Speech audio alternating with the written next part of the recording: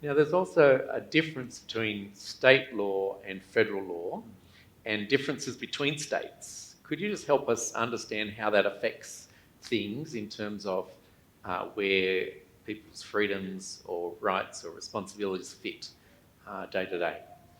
Sure, I guess Israel Folau is a great example of this. Israel Folau was employed in New South Wales by the New South Wales Rugby Board and Rugby Australia. In New South Wales, religious freedom is not a protected attribute. So there is nothing preventing anybody from discriminating against Israel on the basis of his religious belief. Whereas if he'd been in another state like Victoria or Western Australia, then he would have an actionable claim for discrimination on the basis of his religious convictions there. So there are differences between states as to what is protected, and even in the way that that protection is incorporated into the law. In terms of speech, there's also differing restrictions on speech. There's a much lower bar for being found guilty of vilification speech in Tasmania, for instance, under the Tasmanian Act.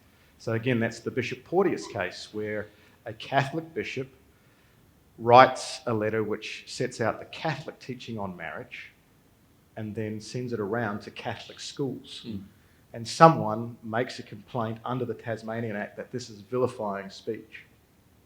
And so what seems to have happened is that people in other states can be caught up by rules that are in Tasmania and things like that because the internet, publications, people being offended in other places by things. Is that a correct understanding of what's going on? It's possible. I don't think it has happened as yet, because you then have to make a complaint to the Tasmanian Anti-Discrimination Commission, and realistically you've got to be in Tasmania for them to do anything to you. So if you don't actually end up in Tasmania, it's probably not going to happen. Sure. So the differences, are they just historic or because of what politicians have turned up in different states? Is the way forward in addressing that difference that we need to change the legislation in New South Wales? Well, yes. So we've got 6 states, 2 territories, 1 federal parliament. So that's 9 different parliaments making laws. The federal parliament makes laws across all of Australia, but it can only make it for certain subject matters. And then obviously the New South Wales Parliament makes law for New South Wales, but not the ACT, where the ACT Assembly makes laws.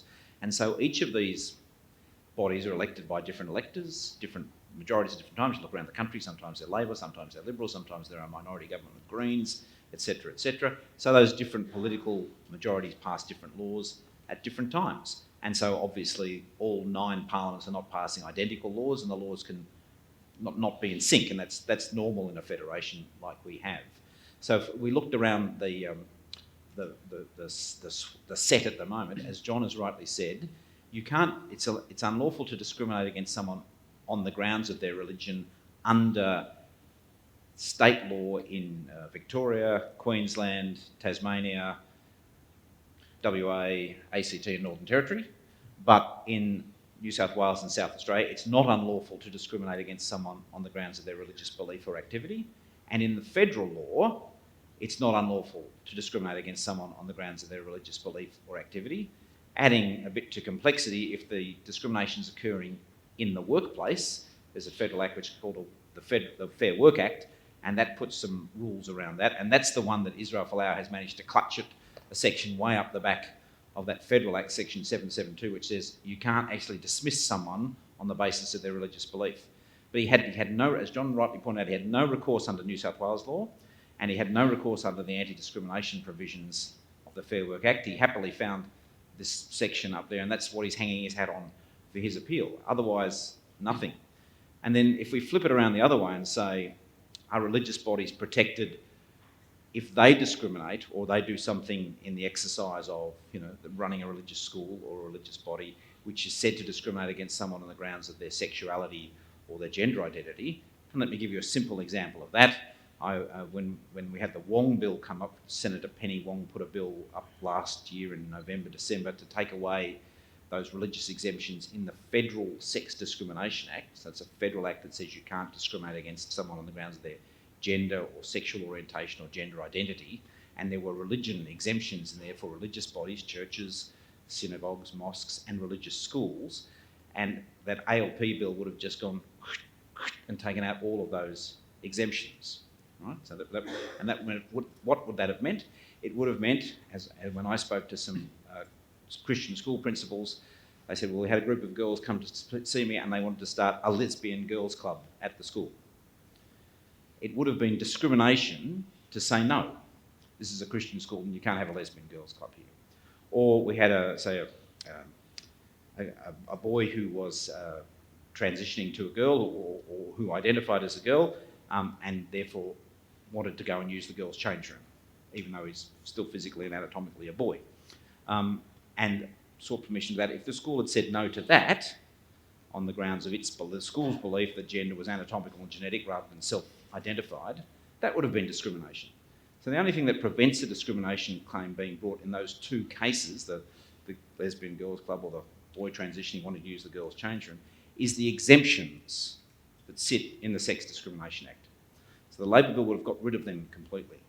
Now, if you look around the country at the state of those exemptions which protect religious schools and religious bodies, they're fairly strong in New South Wales, reasonably strong in Victoria, quite weak in Tasmania, quite weak in Queensland, reasonably strong in other places. But what you have has had over the last 10, 15 years is a relentless campaign to wipe them out, because as John said, they're treated in the newspaper as a licence to discriminate.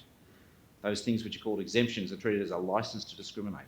So part of the reason we're seeing differences is because the advocates for these positions often have more sway with Labor governments when they're in power, and those governments are more happy to remove those exemptions for religious bodies. So you end up with quite uneven and different places around the country. And some of those issues are issues being thought about currently on a school council for Thomas Hassel Anglican College, and went to as part of the governance responsibilities, went to a seminar last year on helping school councils work through what do we do with children who want to transition? Yeah. What do we do with those kind of issues? Because they're real life issues currently in schools.